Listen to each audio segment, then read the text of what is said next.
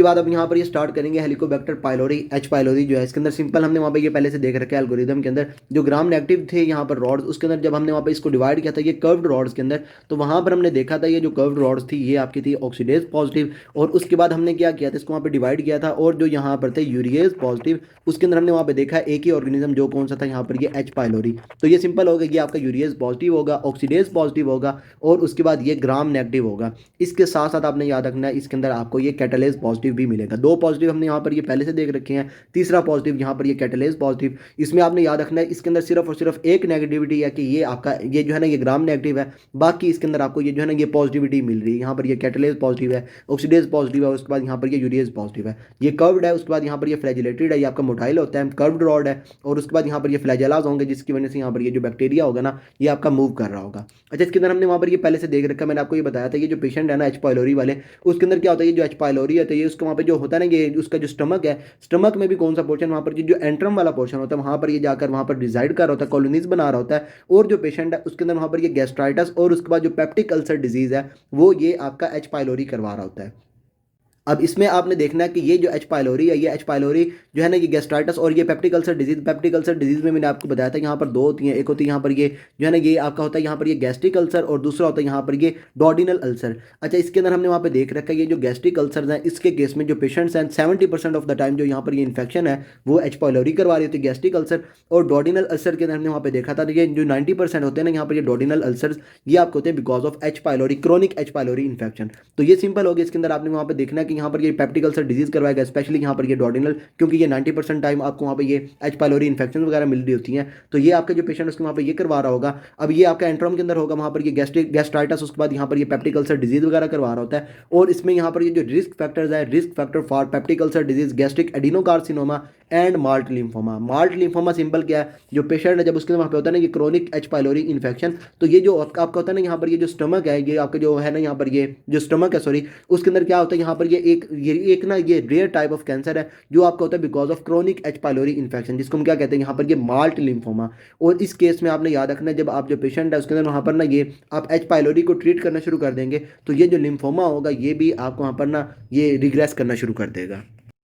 अच्छा, इसके बाद जब आपने वहाँ पे ये जो एच पाइलोरी है इसको आपने डायग्नोज करना होता है, तो मैंने आपको वहाँ पर बताया था ये जो है ना ये गैस्ट्राइटिस के अंदर या फिर ये पेप्टिक अल्सर डिजीज के अंदर मैंने आपको बताया था आपने क्या करना है, एच पाइलोरी के टेस्ट में आपने जो पेशेंट है उसके अंदर करवानी है यहाँ पर ये एक तो सीरोलॉजी आप करवाते हैं, इसके बाद जो पेशेंट है उसके अंदर आप वहाँ पर ये यूरिया ब्रेथ टेस्ट, ये बहुत इंपॉर्टेंट है यूरिया ब्रेथ टेस्ट, आप ये जो पेशेंट है उसके वहाँ पर ये यूरिया ब्रेथ टेस्ट करवाते हैं। इसके बाद जो पेशेंट है उसके यहाँ पर जो स्टूल्स होते हैं, क्योंकि ये आपकी ये जीआईटी के अंदर पड़ा हुआ वहाँ से क्या होगा ये आपके जो स्टूल्स होंगे उसके अंदर भी वहाँ पर ये एंटीजन जा रहा होगा, तो आप जो पेशेंट है उसके वहाँ पर ये स्टूल एंटीजन भी करवा देते हैं। या फिर जो पेशेंट है उसके अंदर आप वहाँ पे ये जो है ना ये एंडोस्कोपिक बायोप्सी करवाते हैं। तो इसमें आपने देखना है कि यहाँ पर ये एंडोस्कोपिक बायोप्सी जो है इसमें सिंपल आप वहाँ पे ये सैंपल ले रहे होंगे और वहाँ से आप ये जो बैक्टीरिया इसको आप वहाँ पे देख रहे होंगे। अच्छा, सीरोलॉजी जो है इसके केस में आपने याद रखना है कि ये जो सीरोलॉजी होगी ये यहाँ पर ये जो आईजीजीज होंगी ना अगेंस्ट एच पाइलोरी इसको वहाँ पर डिटेक्ट कर रही होगी।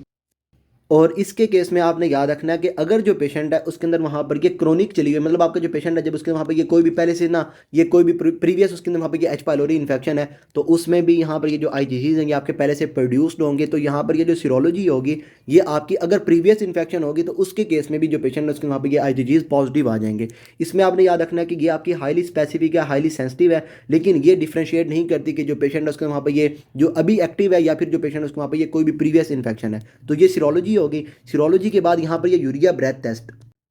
अब ये जो यूरिया ब्रेथ टेस्ट है इसमें आपने देखना है आप क्या करेंगे, जो पेशेंट है उसके अंदर आप वहाँ पर ये जो यूरिया होगी ना इसको आप वहाँ पे स्वेलो करवाएंगे। अब यूरिया जो है इसके अंदर क्या होगी, यहाँ पर ये कार्बन होगी। अब कार्बन के नॉर्मली आइसोटोप होता है 12 वाला, लेकिन अब ये जो यूरिया होगी इसको आप ये नॉर्मल वाली कार्बन नहीं देंगे, इसके अंदर आप ये जो कार्बन के दूसरे आइसोटोप्स होते हैं ना 13 या फिर जो 14 वाला है उसको आप वहाँ पे ऐड करवा के जो पेशेंट है उसके अंदर वहाँ पर ये यूरिया को स्वेलो करवाएंगे। और ये जो यूरिया ये उसके वहाँ पर जाएगी स्टमक के अंदर, स्टमक के अंदर वहाँ पर ये यूरिया पॉजिटिव बैक्टीरिया पड़ा हुआ वो क्या करेगा, ये जो यूरिया होगी इसकी कन्वर्जन करवाएगा into carbon dioxide and ammonia. और वहाँ से ये जो कार्बन डाइऑक्साइड आएगी ना बाहर की तरफ एक्सेल जो होगी उसके अंदर आप वहाँ पर देखेंगे जो आपने आइसोटोप्स डाले हुए ना 12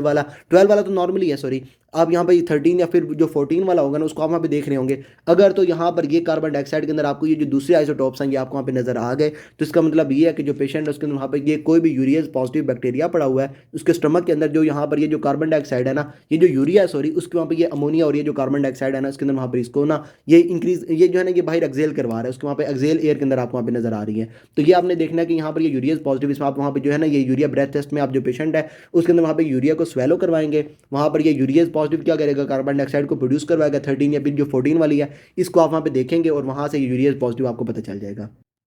अब ये जो यूरिया ब्रेथ टेस्ट है इसमें आपने याद रखना है कि ये जो यूरिया ब्रेथ टेस्ट है ये आपकी होती है हाईली स्पेसिफिक, लेकिन ये लो सेंसिटिव होती है। तो इसमें यहाँ पर जो पेशेंट है, जब आपको वहाँ पे जो पेशेंट है अगर ये क्रोनिक पीपीआई वगैरह को यूज़ कर रहा है तो उसके केस में भी यहाँ पर ये जो यूरिया जो होता है ना, यहाँ पर ये क्या कहते हैं इसको, ये हाइड्रोजन ब्रेथ टेस्ट, ये आपका क्रोनिक जो होती है ना ये पीपीआई यूज़, उसके केस में भी आपको वहाँ पे फॉल्स नेगेटिव रिजल्ट इसके वहाँ पे आ जाते हैं। तो ये आपने इसके अंदर देख लेना है। इसके बाद यहाँ पर मैंने आपको बताया था यहाँ पर ये जो है ना ये स्टूल एंटीजन। अब ये जो स्टूल एंटीजन है इसमें सिंपल, अगर आपका जो पेशेंट उसकी बॉडी के अंदर वहाँ पर ये बैक्टीरिया पड़ा होगा तो स्टूल के अंदर उसका पूरे का पूरा एंटीजन जा रहा होगा। तो इसमें भी आपने देखना है कि यहाँ पर जो पेशेंट है उसके अंदर वहाँ पर ये जो आपका स्टूल एंटीजन होगा हाईली स्पेसिफिक होगा, हाईली सेंसिटिव होगा। और उसके बाद यहाँ पर ये जो है ना ये जो स्टूल एंटीजन है ये आपने इसमें सिंपल याद रखना है, ये आपका कॉस्ट इफेक्टिव होता है। जो पेशेंट है ये आपकी जो स्टूल एंटीजन है ये आपका बहुत सस्ता सा होता है, कॉस्ट इफेक्टिव अगर आपको बात कर रहे हैं ना तो वो कौन सा होगा, यहाँ पर ये स्टूल एंटीजन हाईली स्पेसिफिक है, हाईली सेंसिटिव है। और इसमें यहाँ पर क्योंकि एंटीजन जा रहा है तो ये आपके एक्टिव डिजीज जो है उसको भी वहाँ पर आपको बता रहा होगा। तो यहाँ पर ये cost effective initial test of H pylori क्या होगा, यहाँ पर ये स्टूल एंटीजन। अब इसके बाद यहाँ पर ये लास्ट में मैंने आपको बताया थी यहाँ पर ये एंडोस्कोपिक बायोप्सी। अब इसमें आपने क्या करना है, सिंपल आपने वहाँ पर जाना है एंडोस्कोप के थ्रू, आपने वहाँ पर जाकर ना ये सैंपल को लेके आना है और बाद में आप ये जो सैंपल है इसको आप वहाँ पे ये कल्चर वगैरह करके देख रहे होंगे। अब इसमें यहाँ पर ये जो एंडोस्कोपिक बायोप्सी है ये आपको वहाँ पे ये जो पेशेंट है उसको वहाँ पे ये मार्ड लिम्फोमा हो रहा है ना बिकॉज ऑफ ये क्रोनिक एच पाइलोरी इन्फेक्शन या गैस्ट्राइटिस वगैरह हो रही है,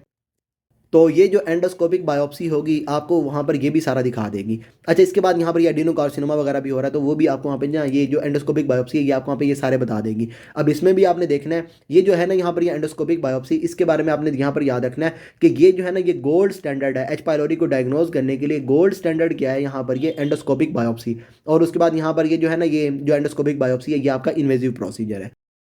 इसके बाद यहाँ पर ये जो यूरिएज है ये क्या करेगा, यहाँ पर ये अमोनिया की प्रोडक्शन कर रहा होगा और अमोनिया का आपको पता है ये क्या होती है, यहाँ पर ये बेस होती है। तो ये जो अमोनिया होगी ये आपका जो एच पाइलोरी होगा इसको वहाँ पर यहाँ पर जो होगा ना यहाँ पर ये एसिडिक म्यूकोजा या फिर एसिडिक इन्वायरमेंट जो आपके स्टमक के अंदर बना हुआ है उसके अंदर वहाँ पर ये जो अमोनिया प्रोड्यूस होगी बाय यूरिएज ये उसको वहाँ पर ना ये एल्कलाइन इन्वायरमेंट दे रही होगी जो उसको वहाँ पर ये एसिडिक म्यूकोजा जो है उसके अंदर वहाँ पर इसको वहाँ पर ना प्रोटेक्ट कर रहा होगा। तो यहाँ पर ये urease produces ammonia creating an alkaline environment which helps H pylori survive in acidic mucosa. बाकी यहाँ पर जो पेशेंट है उसके वहाँ पे ये डिजीज वगैरह होगी। उसके बाद यहाँ पर ये रिस्क फैक्टर्स में यहाँ पर ये पेशेंट के अंदर वहाँ पर ये मार्ड लिम्फोमा वगैरह भी करवा सकते हैं, मैंने आपको ये सारा बता दिया। इसके बाद आपने पेशेंट को ट्रीट करना है तो इसमें आपने याद रखना है जो पेशेंट है उसके अंदर आप वहाँ पे देंगे ट्रिपल पॉजिटिव है आप उसके अंदर वहाँ पर ये ट्रिपल थेरेपी देंगे। इसमें 2 एंटीबायोटिक्स होंगे और तीसरा यहाँ पर ये पीपीआई होगी। इसमें आप जो पेशेंट है उसके अंदर वहाँ पर ये अमोक्सिसिलिन को यूज़ कर रहे होंगे। अगर जो पेशेंट अब आपका पेंसिलिन एलर्जिक है तो उस केस में आप जो पेशेंट उसके अंदर वहाँ पर ये मेट्रोनिडाजोल जो है जो फ्लैजल है आप उसको वहाँ पर ऐड कर देंगे। और इसके बाद यहाँ पर ये फ्लैजल या फिर अमोक्सिसिलिन इसके साथ आप वहाँ पर ये क्लिथ्रोमाइसिन को यूज़ करेंगे। और तीसरी होगी यहाँ पर ये पीपीआई आपकी ये प्रोटॉन पंप इनहिबिटर, यहाँ पर ये ओमेप्राजोल या फिर इसोमेप्राजोल वगैरह जो है इसको आप वहाँ पे यूज़ कर रहे होंगे। अच्छा, इसके बाद यहाँ पर जो पेशेंट है उसके अंदर वहाँ पर है ये एंटीबायोटिक्स क्योर एच पाइलोरी, यहाँ पर ये जो आपको वहाँ पर ये निमोनिक बताया हुआ इन्होंने। अच्छा, ये तो थी यहाँ पर ये ट्रिपल थेरेपी। इसके अलावा एक और होती है यहाँ पर ये क्वाड्रपल थेरेपी जिसमें आप वहाँ पर ये 4 ड्रग्स को जो है ना आप वहाँ पे ऐड कर रहे होंगे। क्वाड आपको बता रहे हैं 4 ड्रग्स, इसमें आप क्या करेंगे बाकी ये 3 ड्रग्स होंगे। इसके साथ साथ आप यहाँ पर जो होगी ना यहाँ पर ये बिस्मुथ इसको आप ऐड कर देंगे, बिस्मुथ सल्फेट वगैरह को। बिस्मुथ बेस्ड यहाँ पर ये quadruple therapy if concern about ये मैक्रोलाइट रेजिस्टेंस। तो ये सारा है हमारे यहाँ पे एच पाइलोरी के अंदर। आपने इसमें सिंपल याद रखना है जो पेशेंट है उसके वहाँ पे ये जो मार्ट लिम्फोमा ये क्या चीज़ है, ये क्रोनिक गैस्ट्राइटिस जो है या फिर जो क्रोनिक एच पाइलोरी इन्फेक्शन है उसकी वजह से यहाँ पर ये आपके जो होता है ना ये स्टमक उसका कैंसर है। और जब आप ये एच पाइलोरी को ट्रीट करेंगे तो ये भी आपको वहाँ पर ठीक हो रहा होगा। गैस्ट्रिक एडिनोकार्सिनोमा करवा रहा होता है वही आपको पता है यहाँ पर ये गैस्ट्रिक एसिड जो उसको ज़्यादा प्रोड्यूस करवाएगा। वहाँ पर ये जो है ना ये आपको वहाँ पर ये चेंजेस उसकी जो म्यूकोज होगी वो आपको वहाँ पर चेंज हो रही होगी। एडिनोकार्सिनोमा करवा सकता है, पेप्टिक अल्सर डिजीज करवा सकता है। इसमें इंपॉर्टेंट है जो पेशेंट है उसके वहाँ पे ये मोस्टली जो है ये डोडिनल अल्सर्स करवा रहा होगा, गैस्ट्राइटिस करवा सकता है। मोस्टली ये कॉलोनीज बनाता है एंट्रम ऑफ स्टमक के अंदर। और यहाँ पर ये जो यूरिएज पॉजिटिव होता है ये इसको वहाँ पे ये अल्कलाइन इन्वायरमेंट दे रहा होता है जो यहाँ पर इसको ये एसिडिक म्यूकोजा के अंदर उसको वहाँ पे प्रोटेक्ट कर रहे होते हैं। बाकी मैंने आपको इसके सारे टेस्ट बता दिए। टेस्ट में आपने जो लाजमी याद रखना है वो एक है यहाँ पर ये यूरिया ब्रेथ टेस्ट। इसमें आपने याद रखना है अगर जो पेशेंट है उसके अंदर वहाँ पर ये क्रोनिक पीपीआई वगैरह को यूज़ कर रहा है तो इसके केस में भी आपको वहाँ पर ये फॉल्स जो है ना ये नेगेटिव रिजल्ट वगैरह आपको वहाँ पर मिल सकते हैं। इसके बाद वहाँ पर ये जो सीरोलॉजी है, सीरोलॉजी में आपने याद रखना कि ये आपको डिफरेंशिएट नहीं करेगी जो पेशेंट है उसके अंदर वहाँ पर एक्टिव है या फिर ये प्रीवियस जो इसके अंदर वहाँ पर कोई भी इन्फेक्शन है जिसकी वजह से यहाँ पर ये एंटीबॉडीज़ वगैरह प्रोड्यूस हुई हैं, तो ये भी आपकी हाईली स्पेसिफिक, हाईली सेंसिटिव है, लेकिन ये आपकी जो डिफरेंशिएशन है ये आपकी नहीं करेगी। इसके बाद मैंने आपको बताया था फीकल एंटीजन, जो आपने वहाँ पे जो स्टूल्स होंगे उसके अंदर आप वहाँ पे देख रहेंगे, तो उसमें यहाँ पर ये आपका जो है ये हाईली स्पेसिफिक है, हाईली सेंसिटिव है, क्योंकि यहाँ पर ये पूरे का पूरा एंटीजन आ रहा है। और इसके बाद आपने याद रखना है ये आपका कॉस्ट इफेक्टिव इनिशियल जो है ना यहाँ पर टेस्ट है एच पाइलोरी के लिए। और उसके बाद अगर गोल्ड स्टैंडर्ड की बात करेंगे तो वहाँ पर जो पेशेंट है उसके अंदर आप वहाँ पे ये जो एंडोस्कोपिक बायोप्सी है इसको आप वहाँ पे कर रहे होंगे। बाकी ट्रीटमेंट में ये ट्रिपल थेरेपी या फिर आप वहाँ पे ये क्वाड्रपल थेरेपी को दे रहे होंगे। तो ऐसा करते हैं इस वीडियो को यहीं पे स्टॉप करते हैं। फर्दर आपको इसके अंदर कोई भी प्रॉब्लम हो then you can ask me and till then अल्लाह हाफिज़।